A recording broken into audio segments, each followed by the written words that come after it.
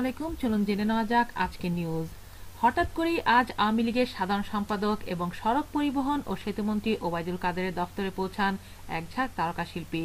আজ সোমবার বেলা ৩টার দিকে নগরীর বনানীস্থ নতুন বিআরটিএ ভবনে হাজির হয়েছিলেন অভিনয় শিল্পী সংঘের পক্ষ থেকে এক ঝাঁক তারকা অভিনয় শিল্পী।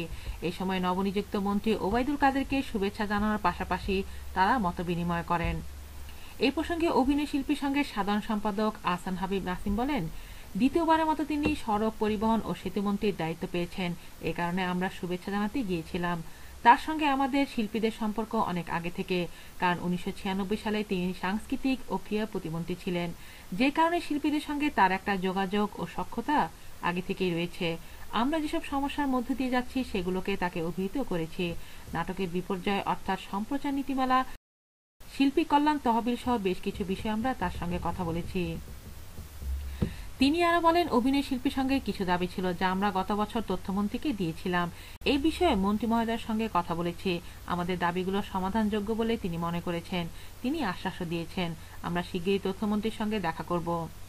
তাছাড়া আগামী 21শে ফেব্রুয়ারি অভিনয় শিল্পী সঙ্গে সাধারণ সভা, এদিন প্রধান অতিথি হিসেবে মন্ত্রী মহোদয়কে আমন্ত্রণ জানিয়েছি।